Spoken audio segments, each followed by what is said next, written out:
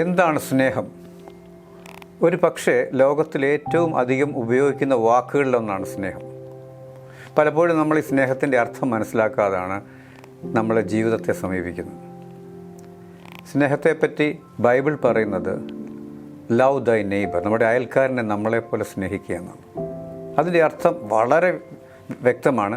നമ്മളെപ്പോലെ തന്നെ നമ്മൾ മറ്റുള്ളവരെ സ്നേഹിക്കുക എന്നുള്ളതാണ്. ബൈബിളിൽ ധാരാളം സ്ഥലങ്ങളിൽ സ്നേഹത്തെപ്പറ്റി പറയുന്നുണ്ട്. ഞാൻ അതിലേക്ക് പോകുന്നില്ല. നമ്മുടെ ജീവിതത്തിൽ ആരോടെങ്കിലും അല്ലെങ്കിൽ എന്തിനോടെങ്കിലും പ്രത്യേകമായിട്ടുള്ള ഒരു ഊഷ്മളമായ വികാരമാണ് സ്നേഹം. നമ്മൾ വളർത്തു മൃഗങ്ങൾ, നമ്മുടെ ഫാമിലി മെമ്പേഴ്സ്, ഫ്രണ്ട്സ്, റിലേറ്റീവ്സ് ആയിട്ടുള്ള മറ്റാളുകൾ, അവരോട് പല രൂപങ്ങളിൽ സ്നേഹം വരാം. ഈ സ്നേഹം പ്രകടിപ്പിക്കുമ്പോൾ നമ്മുടെ ജീവിതം ഒത്തിരി സമ്പന്നമാവുകയും അർത്ഥപൂർണമാവുകയും ചെയ്യും. അതുകൊണ്ട് നമ്മൾ സ്നേഹമുള്ളവരായിട്ടിരിക്കുക. സ്നേഹം ഒരു വൈകാരിക ഭാരം വഹിക്കുന്നുണ്ട്. സാഹിത്യം, സംഗീതം, ദൈനംദിന സംഭാഷണം, ഇതിലൊക്കെ കൂടി നമ്മൾക്ക് വിവിധ സന്ദർഭങ്ങളിൽ വ്യാപകമായിട്ട് സ്നേഹത്തെ ഉപയോഗിക്കാനായിട്ട് പറ്റും. അപ്പോൾ സ്നേഹത്തെപ്പറ്റി പല ആളുകളും പല രീതിയിലാണ് പറഞ്ഞേക്കുന്നത്.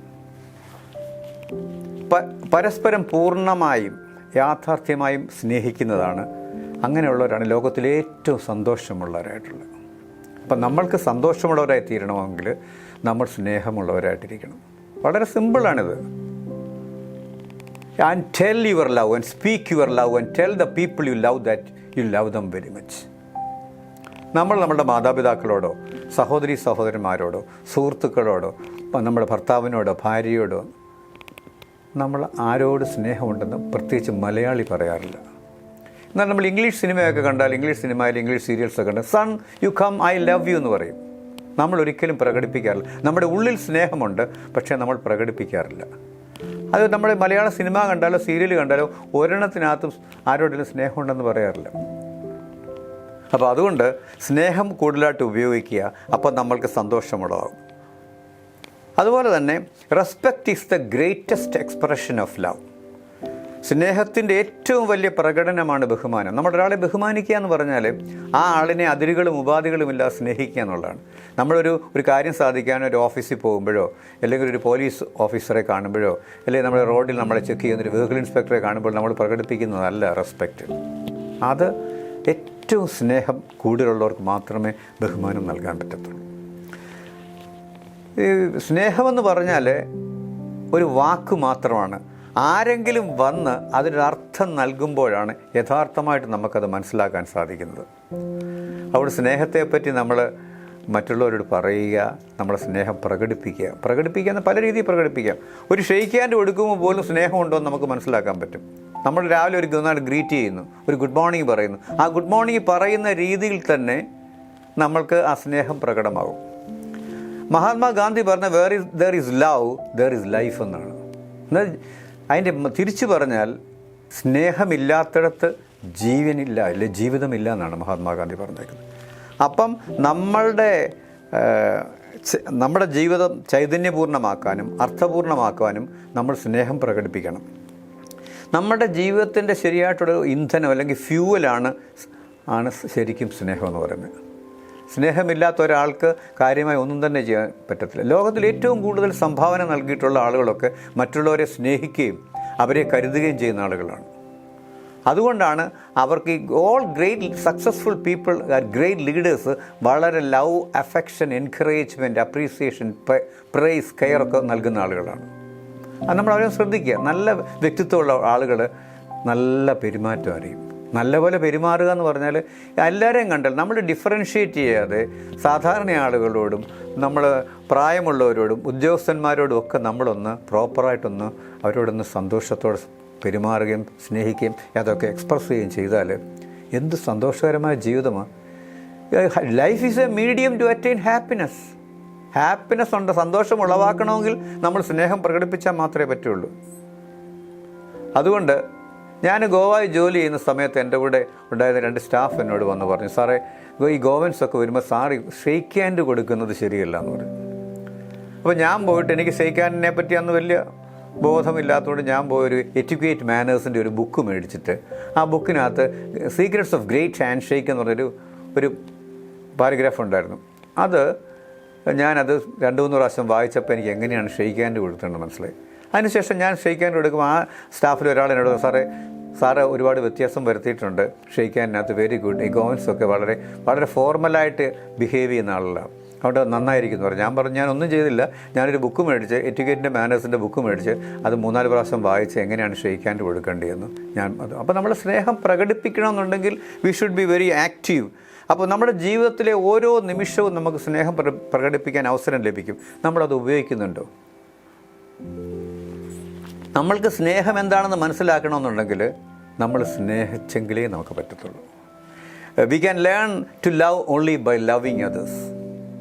ഇതൊരു മ്യൂച്വലായിട്ടുള്ള, ഒരു വൺ വേ അല്ല, ഇത് മ്യൂച്വലായിട്ടുള്ള. റോബർട്ട് ബ്രൗണിങ് പറഞ്ഞേക്കുന്നത് love is the energy of life എന്നാണ്. ജീവിതത്തിൻ്റെ ഊർജം തന്നെ, മുഴുവൻ ഊർജം തന്നെ എന്ന് പറയുന്നത് സ്നേഹമാണെന്നാണ്. അത് നമ്മുടെ ജീവിതത്തിന് ഒരു കരുത്തും ശക്തിയും ഒക്കെ നൽകുന്ന സംഗതിയാണ് സ്നേഹം എന്ന് പറയുന്നത്. അത് നമ്മുടെ ബന്ധങ്ങളെ തൃപ്തിപ്പെടുത്തുകയും നമ്മുടെ പ്രവർത്തനങ്ങളെ നയിക്കുകയും ചെയ്യും. നമ്മൾ ഓരോ കാര്യങ്ങളിൽ ഏർപ്പെടുമ്പോൾ, നമ്മുടെ വീട്ടിലാണെങ്കിലും നമ്മുടെ ഒഫീഷ്യലായിട്ടുള്ള ആക്ടിവിറ്റീസിലാണെങ്കിലും നമ്മളുടെ മക്കളോട് ഇടപെടുമ്പോഴും നമ്മുടെ മാതാപിതാക്കളോട് ഇടപെടുമൊക്കെ നമ്മൾ ഒരു സ്നേഹത്തോടുകൂടി അവരോട് പെരുമാറുക, താഴ്മയോടുകൂടി പെരുമാറുക. അങ്ങനെയുള്ളവരെ എല്ലാവർക്കും ഇഷ്ടം.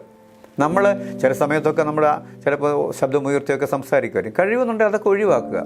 അത് ഒരു മെച്യൂരിറ്റിയുടെ ലക്ഷണമാണ് സ്നേഹം പ്രകടിപ്പിക്കുന്നത് എനിക്ക് തോന്നുന്നത്. ചില ആളുകൾ സ്നേഹം പ്രകടിപ്പിക്കുന്ന നമ്മൾ അത്ഭുതപ്പെട്ടു പോകും. ഇത്രയും എങ്ങനെ എല്ലാവരോടും ഒരുപോലെ നന്നായിട്ട് താഴ്മയോടെ പെരുമാറുക എന്ന് പറയുന്നത് അതൊരു ഗോഡ് ഗിവൺ ഗിഫ്റ്റാണ്. നമുക്ക് എല്ലാവർക്കും സ്നേഹിക്കാൻ പറ്റും, പക്ഷേ നമ്മൾക്കതിൻ്റെ അർത്ഥതലങ്ങൾ അറിയാൻ വയ്യാത്തത് കൊണ്ടാണ്. We always gain by giving love. മറ്റുള്ളവരെ സ്നേഹിക്കുമ്പോൾ നമ്മൾ നേട്ടങ്ങൾ ഉണ്ടാക്കുകയാണ് ശരിക്കും ചെയ്യുന്നത്, അല്ലാതെ നമുക്കൊന്നും നഷ്ടപ്പെടാനില്ല. ഒരാളെ കാണുമ്പോൾ ഒന്ന് ചിരിച്ചാൽ മതി. That is the best expression of love. അതുകൊണ്ട് നമ്മൾ ഒരാളെ ഗ്രീറ്റ് ചെയ്യുമ്പോൾ ഒന്ന് കാണുമ്പോഴൊക്കെ ഒന്ന് നമ്മൾ ചിരിച്ചുകൊണ്ട് ഒരു ഹലോ വെക്കുക, ഒരു ഗുഡ് മോർണിംഗ് പറയുക. ഇതൊക്കെ ചെയ്യുമ്പോഴത്തേക്ക് ആ ആൾ അതുപോലെ പോയിട്ട് 1-2 പേരോട് പറയും. അപ്പം ഏതാനും മണിക്കൂറുകൾ കൊണ്ട് 1000 പേരെ ഇൻഫ്ലുവൻസ് ചെയ്യാൻ പറ്റുന്ന ഒരു സംഗതിയാണ് നമ്മളുടെ ഈ സ്മൈലിങ്ങും ഈ സ്നേഹത്തോടുള്ള നമ്മുടെ ഒരു പ്രവർത്തനവും.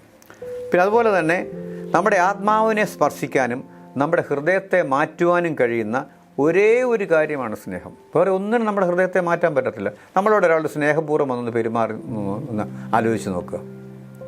അപ്പോൾ നമുക്ക് കുറച്ച് സന്തോഷം തോന്നും.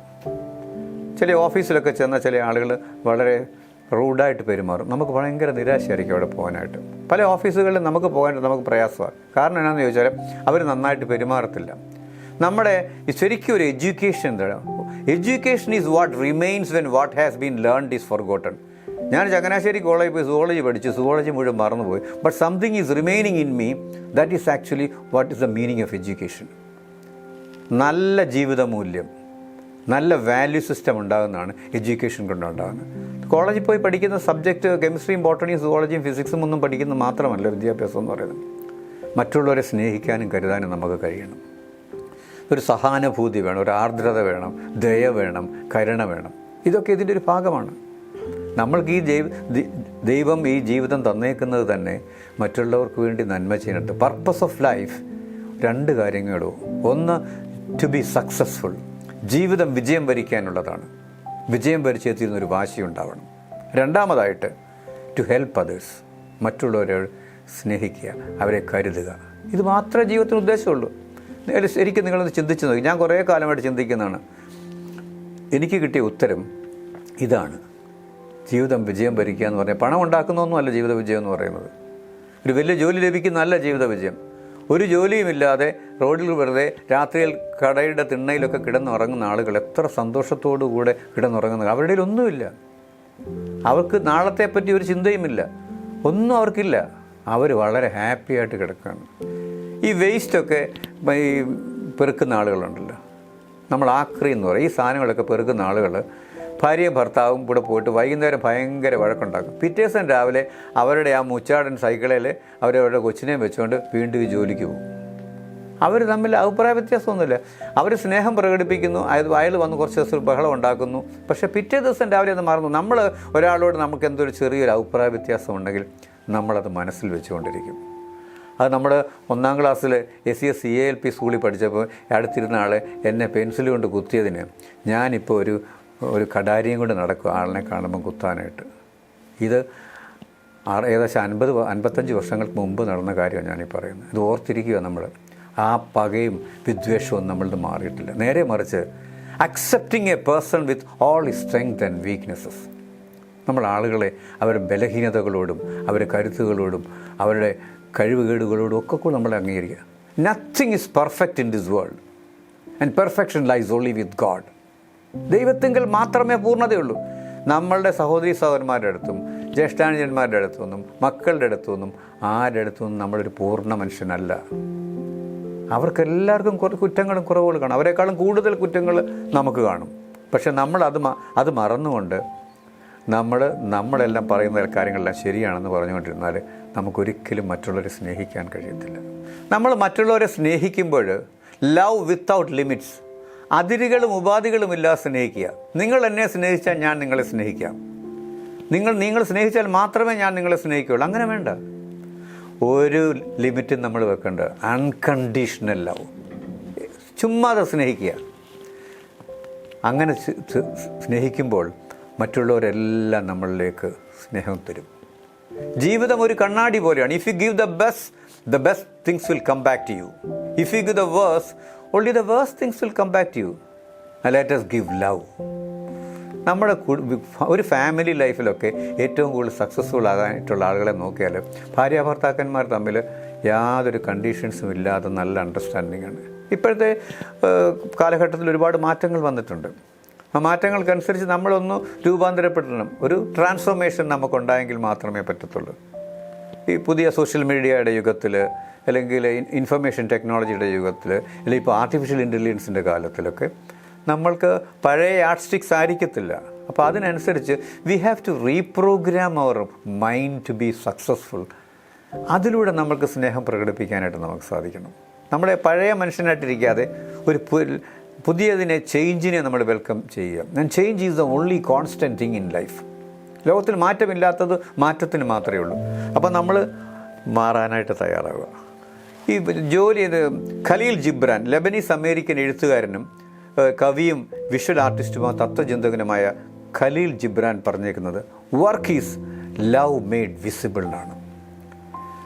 നമ്മൾ ചെയ്യുന്ന ജോലി ചെയ്യുന്നത് കൊണ്ട് മാത്രം നമ്മൾ സ്നേഹം ആണ് അതിലൂടെ നമ്മൾ പ്രകടിപ്പിക്കുന്നത്. You need not love your company, you love your work. നമ്മൾ ചെയ്യുന്ന ജോലി ഏറ്റവും നന്നായിട്ട് അർപ്പണബോധത്തോടെ, ആത്മാർത്ഥത്തോടെ, സത്യസന്ധമായി ചെയ്യുക. അപ്പോൾ നമുക്കതിൻ്റെ റിസൾട്ട് കിട്ടും. നമുക്ക് ഭയങ്കര സാറ്റിസ്ഫാക്ഷൻ.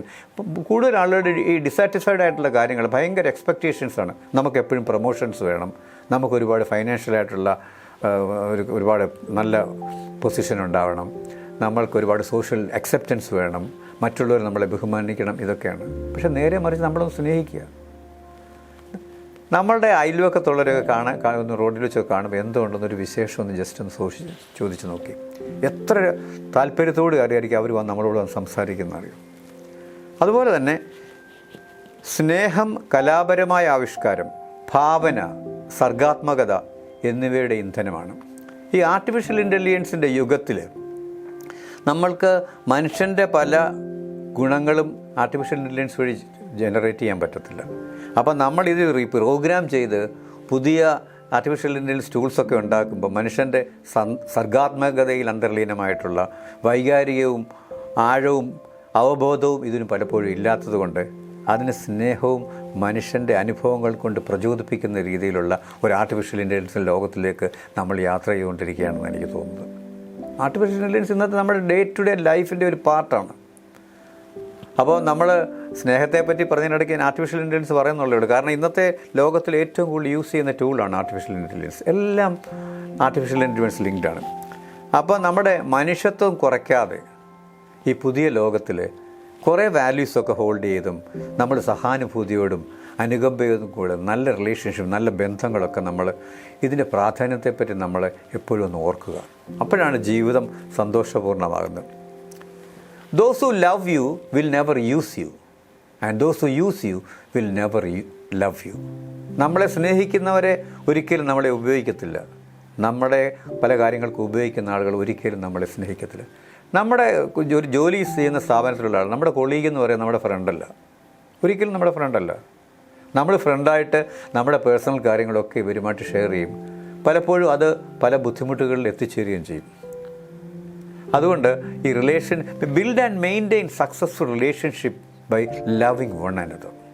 ജീവിതം എന്ന് പറയുന്നത് നല്ല റിലേഷൻഷിപ്പ് ഉണ്ടാക്കാൻ വേണ്ടിയിട്ടാണ്.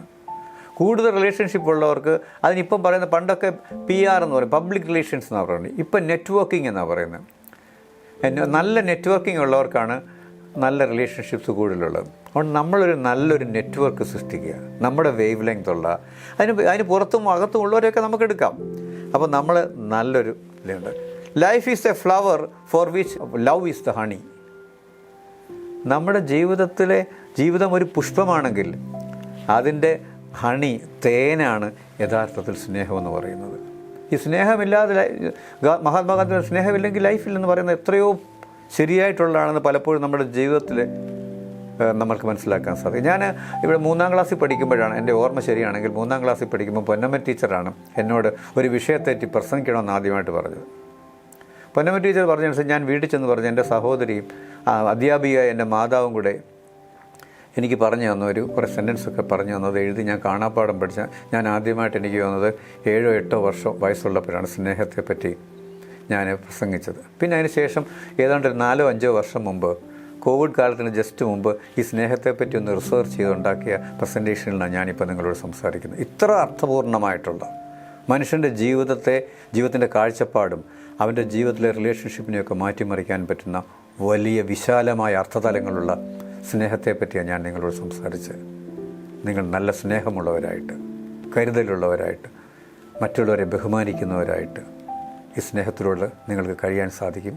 നിങ്ങൾക്കും തിരിച്ച് അതിരട്ടിയായി സ്നേഹം കിട്ടും. Thank you.